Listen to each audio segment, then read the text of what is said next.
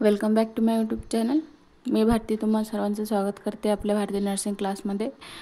तर आजच्या क्लासमध्ये आपला टॉपिक आहे समन्वय व सहभागातून आरोग्य सेवा, coordination, health centre management, ANM second year. तर कोऑर्डिनेशन हा तुम्हाला 15 मार्क्ससाठी क्वेश्चन आहे, 15 मार्क्ससाठी एएनएम सेकंड इयरला, आणि मोस्ट म्हणजे महत्त्वाचा क्वेश्चन आहे। कोऑर्डिनेशन हे तुम्हाला 100% पेपरमध्ये येते आणि येतेच। खूप वेळा येऊन गेलेला क्वेश्चन आहे कोऑर्डिनेशन।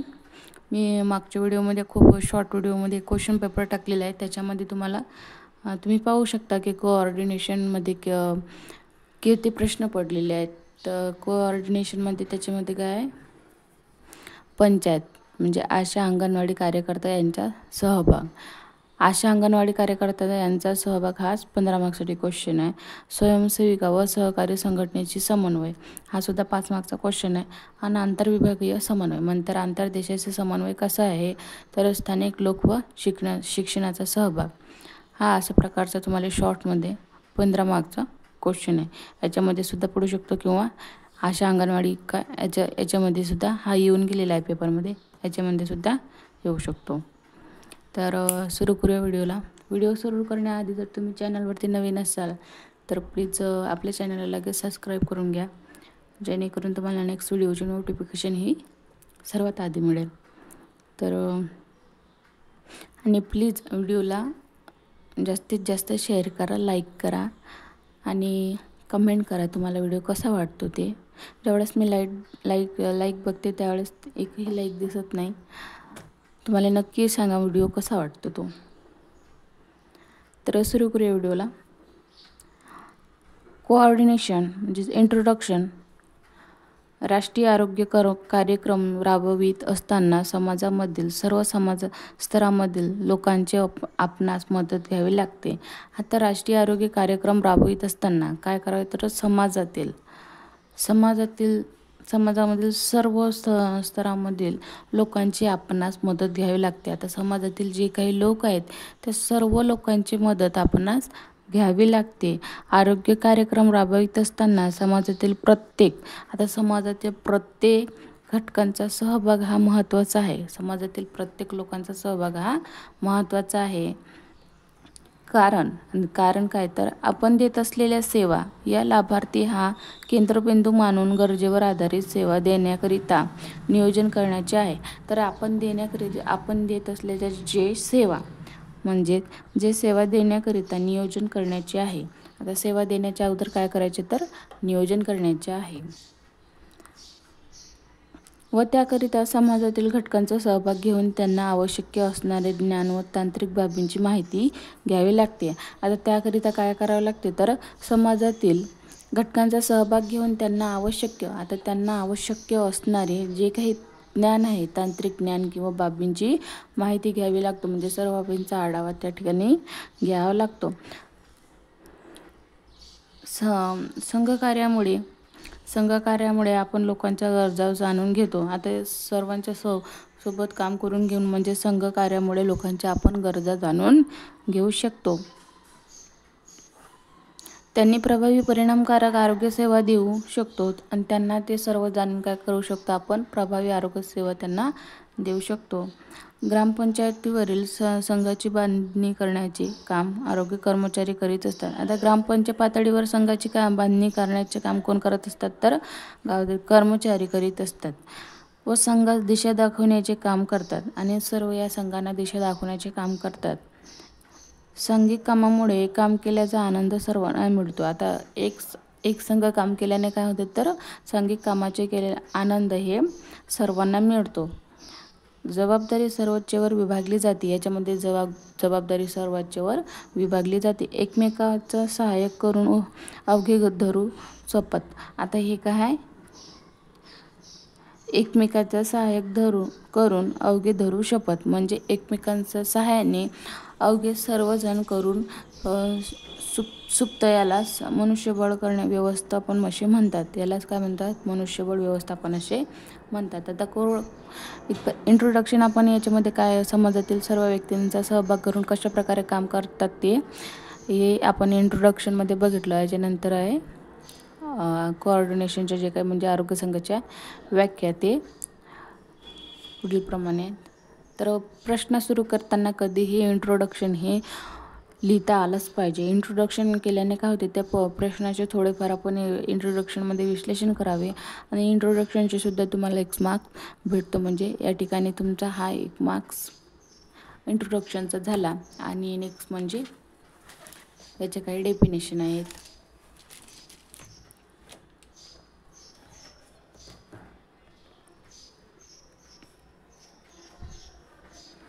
तर आरोग्य संघ 2 किंवा जास्त आरोग्य कर्मचारी एकत्र येऊन ज्ञान व कौशल्याचा वापर करून प्रभावी परिणामकारक सेवा देण्याकरिता प्रयत्न करतात, त्याला आरोग्य संघ असे म्हणतात.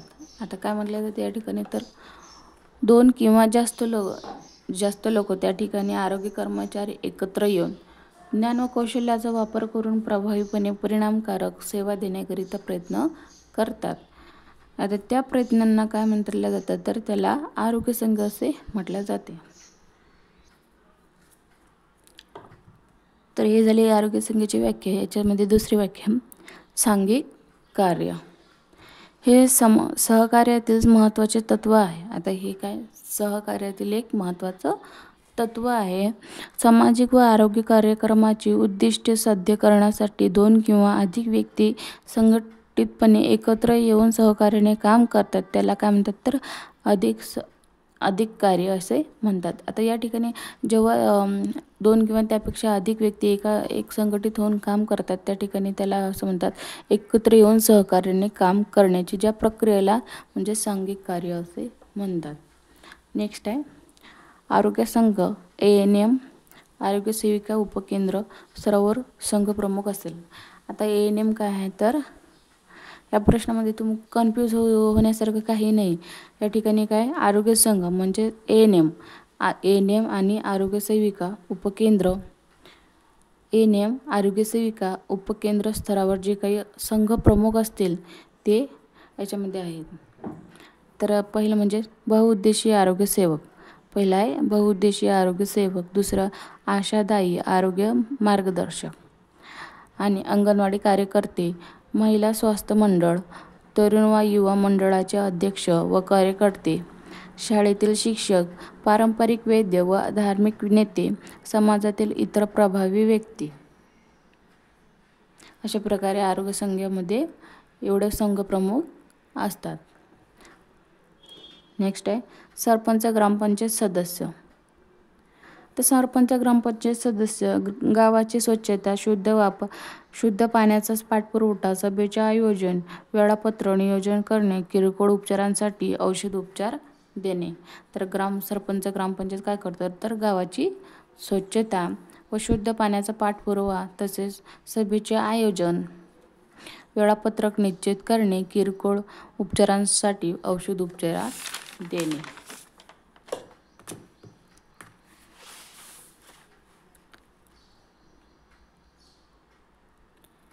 नेक्स्ट आहे पुढचा पॉईंट म्हणजे पंचायत आशा अंगणवाडी कार्यकर्ता. पंचायतमध्ये आशा अंगणवाडी याची कार्यकर्त्याची काय कर्मचारी ते कशा प्रकारे याच्यामध्ये काम करतात ते. तर पंचायत यांच्याशी सहकार्य सौहार्दपूर्ण संघर्ष ठेवणे. पंचायत जे आहे ना, पंचायत यांच्याशी सौहार्दपूर्ण संघसंबंध ठेवणे.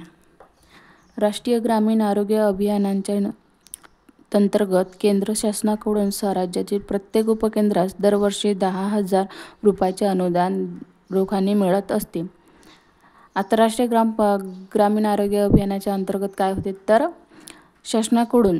शासनाकडून राज्यातील प्रत्येक उपकेंद्रात दरवर्षी 10,000 रुपये अनुदान रोखीने मिळत आहे. तर प्रत्येक उपकेंद्राच्या मुख्यालयाची जी काही असलेल्या राष्ट्रीयकृत बँकमध्ये अथवा पोस्टमध्ये ANM व स्थानिक सरपंच यांच्या नावाने संयुक्त खाते उघडून त्यामध्ये ही रक्कम जमा होईल व संयुक्तपणे ही रक्कम खर्च करावी लागते. आता समजा राष्ट्रीय ग्रामीण जे ग्रामीण आरोग्य सेवा आहे त्याच्यामध्ये काय अंतर्गत शासनाकडून दरवर्षी त्याच्यामध्ये 10,000 रुपये जमा होतात व ते 10,000 रुपये सर्व म्हणजे प्रत्येक उपकेंद्राच्या मुख्यालयात असलेले असतात. तर याच्यामध्ये राष्ट्रीयकृत बँकमध्ये अथवा पोस्टमध्ये एन.एम. व एन.एमचं एक खातं उघडून त्यामध्ये ही रक्कम जमा होईल. तर ही रक्कम जमा होईल तिथे संयुक्तपणे ते पाठपुरावा म्हणजे रक्कम हे खर्च करावी. ते या ठिकाणी संयुक्तपणे ती रक्कम खर्च करावी. नेक्स्ट आहे आशा. पंचायत झाल्यानंतर आशा म्हणजे राष्ट्रीय ग्रामीण आरोग्य अभियानांचा एक भाग म्हणून प्रत्येक गावामध्ये एक स्त्री आरोग्य सेविका आशाची निवड करण्यास सुरुवात होते. आता राष्ट्रीय ग्रामीण लोक आरोग्य सेवा अभियानाच्या अंतर्गत प्रत्येक गावामध्ये एक भाग म्हणून प्रत्येक गावामध्ये स्त्री आरोग्य सेविका आशेची निवड करण्यास सुरुवात झालेली आहे. तर 30 स्थानिक गावातील रहिवासी, आता त्यातील जे काही रहिवासी आहेत तिथली, तर तिचे शिक्षण किमान 8वी पर्यंत झालेले असावे. तर तिचे शिक्षण किमान कसे असावे, 8वी पर्यंत किंवा झालेले असावे ही अपेक्षा आहे. तर त्या अशापासून ही गावांची अपेक्षा आहे. तर तिची निवड स्थानिक ग्रामपंचायत करेल. आता त्या आशेची निवड कोण करेल, तर स्थानिक ग्रामपंचायत करेल. ती ग्रामस्वस्थ व आरोग्य सेवेतील दुवा म्हणून कार्य करेल. आता ती कसे कार्य करेल, तर ग्रामस्वस्थ व आरोग्य सेवेतील दुवा म्हणून काम करेल. ग्रामस्वस्थ व आरोग्य सेविकेतील दुवा म्हणून काम करेल. हे तुम्हाला रिकामी जागा सुद्धा येऊ शकते. तर म्हणजे अशा गावातील कोणते काम करते, तर ग्रामस्वस्थ व आरोग्य सेवेतील दुवा म्हणून काम करते. दुवा ही रिकामी जागा सुद्धा आहे. तसेच राष्ट्रीय आरोग्य व लोकसंख्या धोरण त्याचे ध्येय व उद्दिष्टांची पूर्ती करण्यासाठी मध्यवर्ती आणि महत्त्वाची भूमिका पार पडणार आहे. यासाठी निवडीनंतर 1 वर्षामध्ये 23 दिवसाचे प्रशिक्षण घ्यावायचे आहे. तर तसेच काय करायचे, तर आशांना उद्दिष्टपूर्ती काम करण्यासाठी 23 दिवसाचे शिक्षण म्हणजेच 1 महिन्याचं त्याला आशाला शिक्षण देण्याचे प्रशिक्षण द्यायचे आहे. तर हा आशासाठी एक अभ्यासक्रम असून तो 5 टप्प्यामध्ये तिला पूर्ण करण्याचा आहे. तर आशासाठी हा एक महत्त्वाचा टप्पा असून म्हणजेच अभ्यासक्रम असून तो 5 टप्प्यामध्ये तिला तो पूर्ण करण्याचा आहे.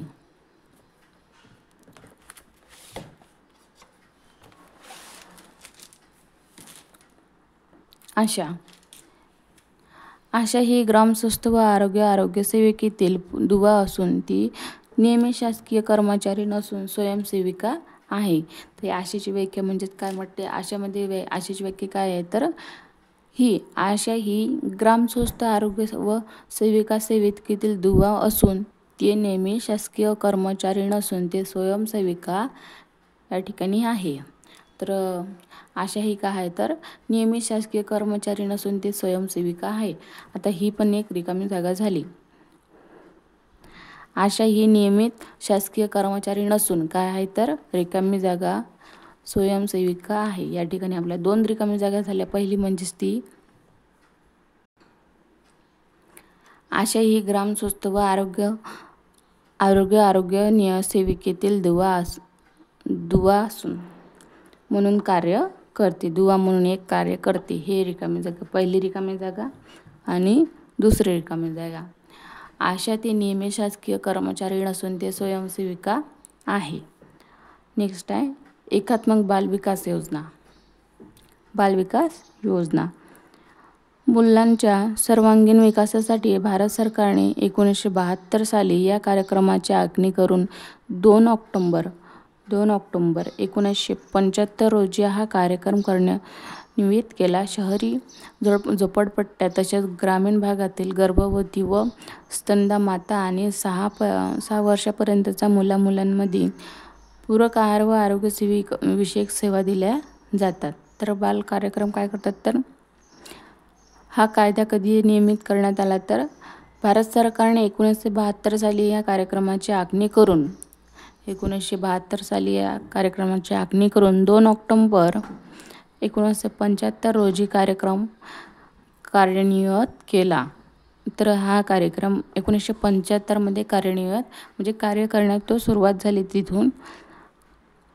आणि शहरी व झोपडपट्ट्यामध्ये तसेच ग्रामीण भागातील गर्भवती व स्तनदा माता जे काही स्तनपान करणाऱ्या ज्या काही माता आहेत त्या मातांना आणि 6 वर्षापर्यंतच्या मुलांना पूरक आहार देण्याचा व आरोग्यविषयक सेवा दिल्या जातात.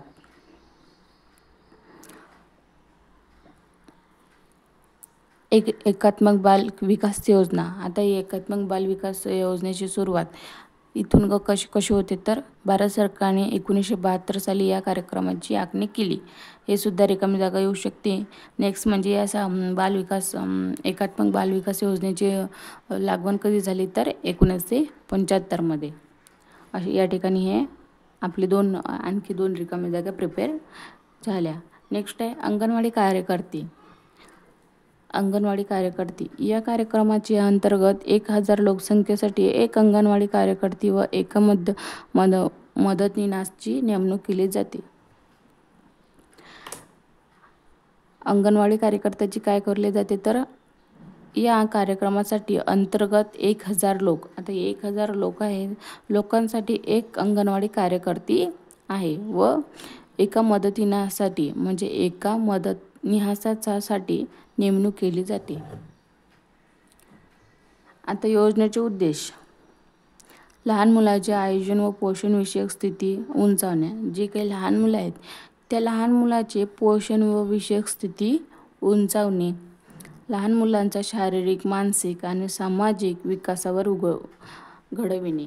त्यांच्या शारीरिक व मानसिक आणि सामाजिक विकास त्यांचा घडविणे. लहान मुलांच्या मृत्यूसंख्येत, रुग्णसंख्येत व कुपोषित मुलांच्या संख्येत घट घडून अंगणवाडी योजनेचे प्रमाण घडविणे. आता लहान मुलांच्या मृत्यू व संख्येत, रुग्णसेवेत व कुपोषित जे काही मुलांची संख्या आहे ते घडून अंगणवाडी योजनेचे प्रमाण वाढविणे. बालकांच्या विकासाकरिता विविध विभागामध्ये ध्येय समन्वय घडवून आणणे. आता बालकांच्या विकासासाठी वेगवेगळे विविध किंवा विभागामध्ये समन्वय घडवून आणणे. नेक्स्ट आहे बालकांच्या आरोग्य व आहाराकडे काळजीपूर्वक लक्ष देणे. बालक जे आहार घेतो त्या आहाराविषयी काळजीपूर्वक लक्ष देणे आणि आरोग्य व आहार शिक्षणाद्वारे ज्ञान वाढविणे. नेक्स्ट आहे अंगणवाडी कार्यकर्त्यांचे कार्य. आता अंगणवाडी कार्यकर्त्यांचे जे काही कार्य आहेत ते आपण नेक्स्ट व्हिडिओमध्ये घेणार आहे. तसेच तुम्हाला इथपर्यंत व्हिडिओ कसा वाटला